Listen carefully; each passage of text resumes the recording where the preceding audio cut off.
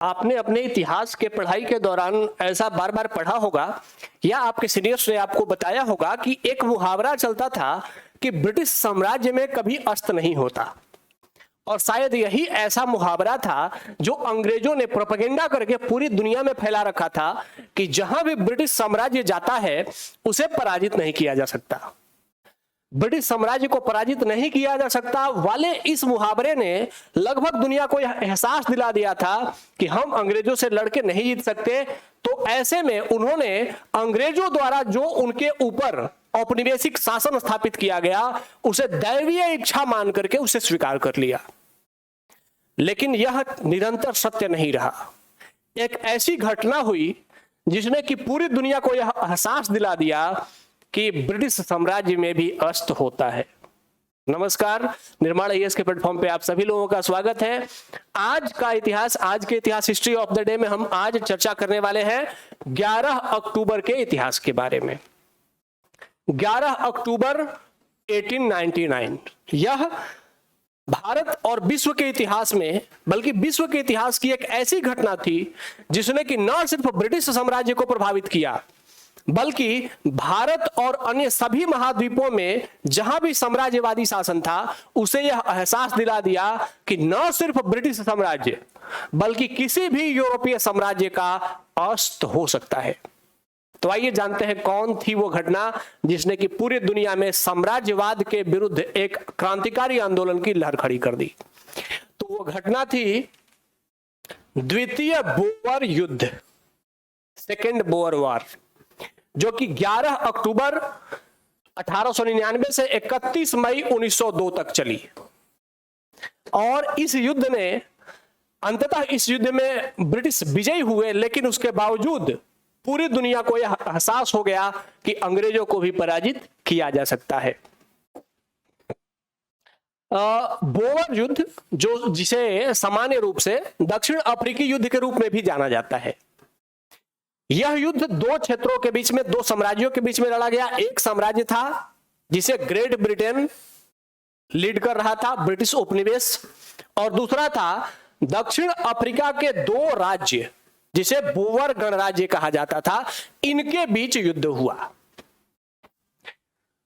इन युद्ध में ये देखिए, यहां पर आप लोगों को एक मैप दिख रहा है, ध्यान से अगर देखिएगा तो दिख रहा है यहां पर ऑरेंज फ्री स्टेट।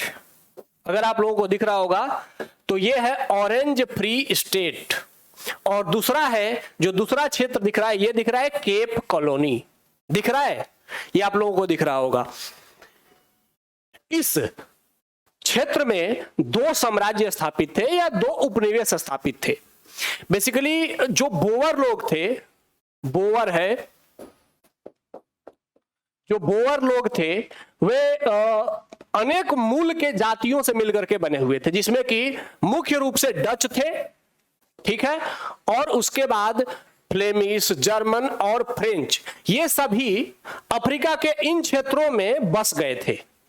मुख्य रूप से किसान और जमींदार के रूप में यहां पर रह रहे थे, खेती करते थे, और साथ ही यहां जो सोने और हीरे की खादान थी। आप सभी जानते हैं कि अफ्रीका के जो ये वाले रीजन है, यहां पर सोने की, यहां पर देखिए किम्बरले है जो कि हीरे की खान के लिए फेमस है, और साथ ही ये जो केप टाउन होता था, यहां पर एक बहुत बड़ा बंदरगाह होता था जहां से कि अगर कोई व्यापारी यूरोप से भारत आता था तो यहां पर आकर के रुक करके वो जहाज आराम करता था।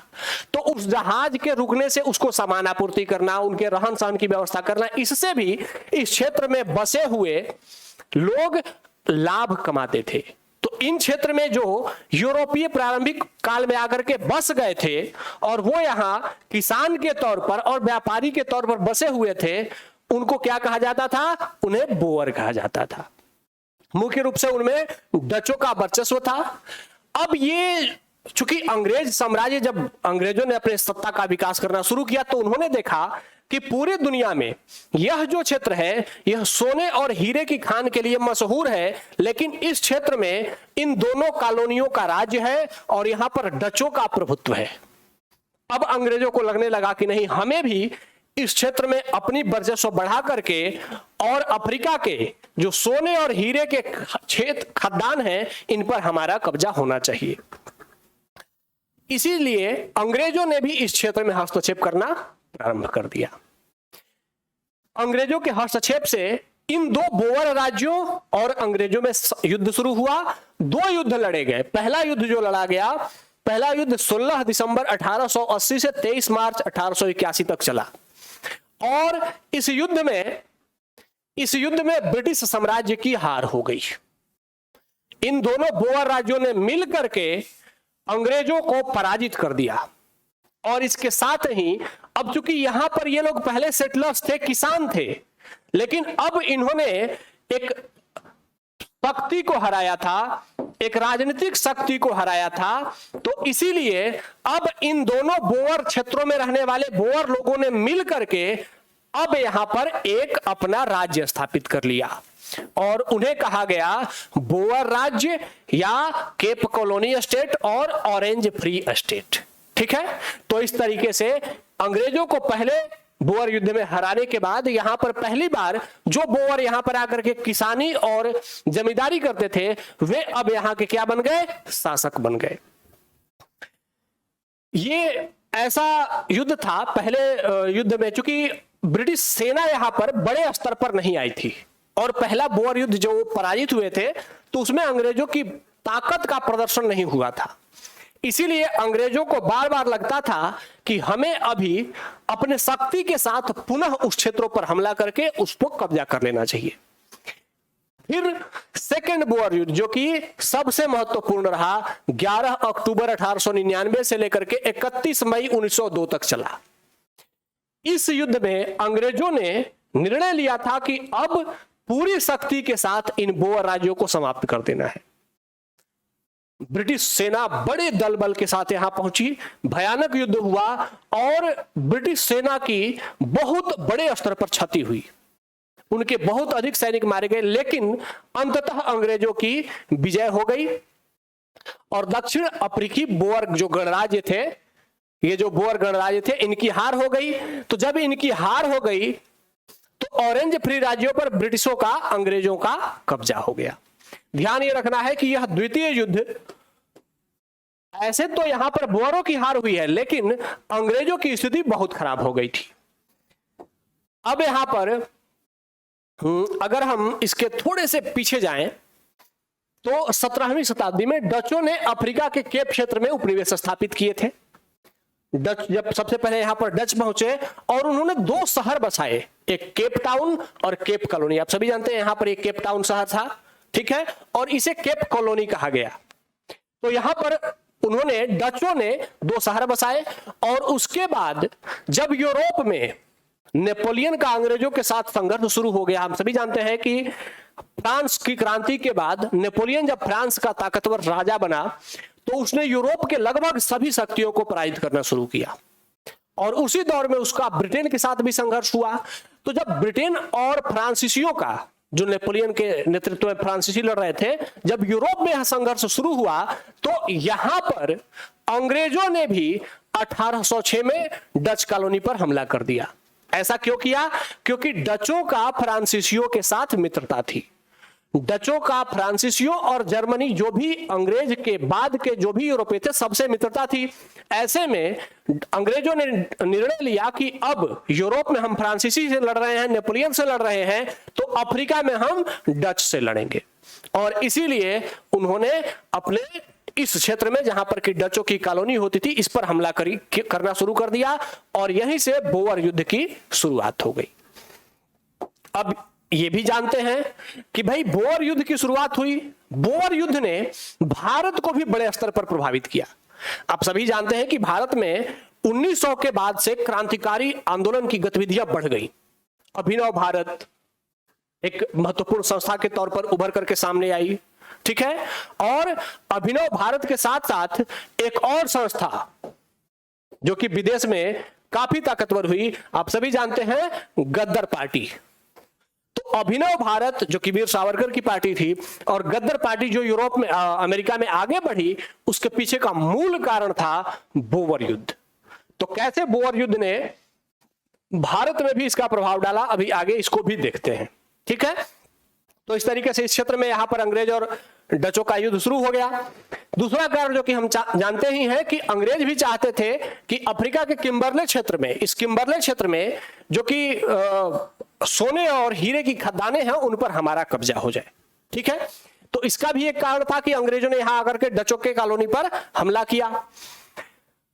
अब एक और बात ध्यान रखिएगा कि दक्षिण अफ्रीका में, यहां मैप देखिए ध्यान से, इस क्षेत्र में जर्मन साउथ वेस्ट अफ्रीका, मतलब यहां पर जर्मनी का कब्जा था। नीचे दो क्षेत्र बने हुए थे, केप कॉलोनी और ऑरेंज फ्री स्टेट, इस पर डचों का कब्जा था, यहां जर्मन का कब्जा था, इस क्षेत्र में अंग्रेज नहीं थे। ठीक है, अब यहां पर अंग्रेज जब जर्मन और जो जर्मनी का यहां पे साम्राज्य बना हुआ था, उसको साम्राज्य को स्थापित करने में इन बोअर लोगों ने काफी हेल्प करी थी, काफी मदद करी थी। तो इस तरीके से बोअर में और जर्मनी में गठबंधन था, मित्रता थी। अब जब अंग्रेजों ने बोअर क्षेत्रों में हमला किया और बोअर ब्रिटिश संघर्ष शुरू हुआ, तो जर्मनी ने बोअर्स के सपोर्ट में समर्थन शुरू कर दिया। ठीक है, और अंग्रेजों ने जब इधर हमला किया तो जर्मनी और डच और बोअर सभी मिल करके अंग्रेजों से लड़े, इसीलिए प्रथम बोअर युद्ध में अंग्रेजों की पराजय हो गई। इसका एक परिणाम हुआ कि जनवरी 1896 में जर्मनी के जो कैसर विलियम द्वितीय थे, जो जर्मनी के शासक थे, ये कैसर विलियम द्वितीय हैं, जर्मनी के शासक हुआ करते थे।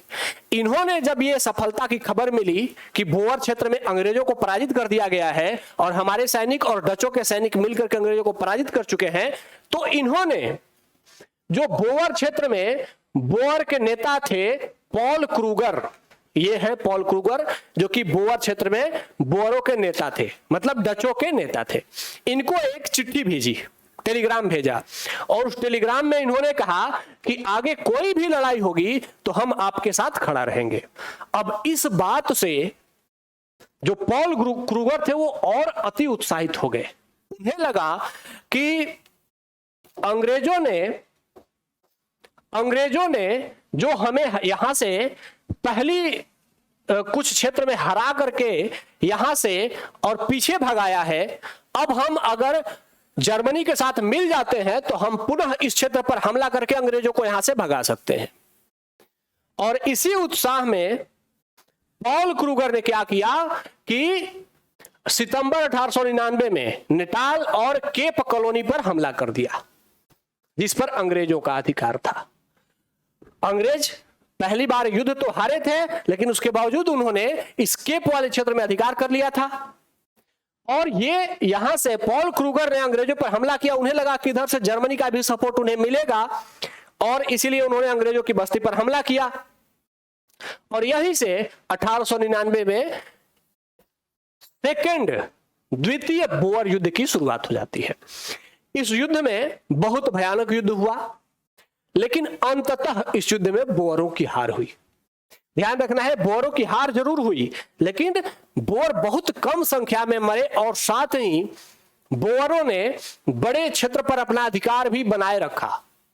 लेकिन चूंकि वह फ्रंट युद्ध में हार गए थे, इसीलिए 31 मई 1902 को फेरिन किंग की शांति संधि हुई। और इस शांति संधि में अब क्या होगा, क्योंकि अंग्रेज विजयी हुए हैं, तो उनके अनुकूल इस संधि को हस्ताक्षरित किया गया। और जो दोनों बोअर गणराज्य थे, ये जो दोनों बोअर क्षेत्र थे, एक केप कॉलोनी वाला और दूसरा ऑरेंज फ्री स्टेट, दोनों पर अंग्रेजों का कब्जा हो गया। अब हम जानते हैं कि साउथ अफ्रीका पे अंग्रेजों का कब्जा था। कैसे कब्जा था ये हमने देख लिया। कब पूरा कब्जा हुआ, तो ये 1899 के आसपास साउथ अफ्रीका पर अंग्रेजों का पूरा कब्जा हो गया। ठीक है, गांधी जी उसी समय यहां पर पहुंचे भी थे। ठीक है, तो इस तरीके से दोनों बोअर गणराज्यों को ब्रिटिश क्षेत्र में मिला लिया गया।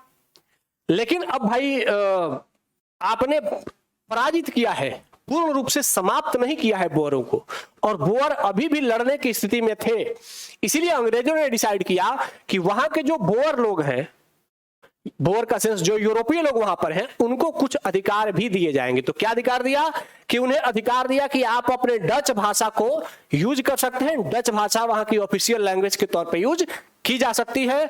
और दूसरा कि आपको कुछ स्वायत्त क्षेत्र दे दिया जाएगा कि आप उस क्षेत्र में स्वायत्त शासन करेंगे, लेकिन आप स्वतंत्र नहीं होंगे, आपके ऊपर अंग्रेज अधिकारी रहेंगे, आप लेकिन अपने स्वायत्तता के साथ कुछ क्षेत्रों में अपना प्रशासन चला सकते हैं। तो इस तरीके से इस संधि में ऐसा प्रोविजन किया गया। हालांकि इस युद्ध में बोअर लोगों की पराजय हुई, लेकिन अंग्रेजों की अधिक सैन्य क्षति हुई। और साथ ही इस युद्ध ने यह भी सिद्ध कर दिया कि ब्रिटिश साम्राज्य में कभी सूर्य अस्त नहीं होता है। इस अवधारणा को क्या कर दिया, खंडित कर दिया।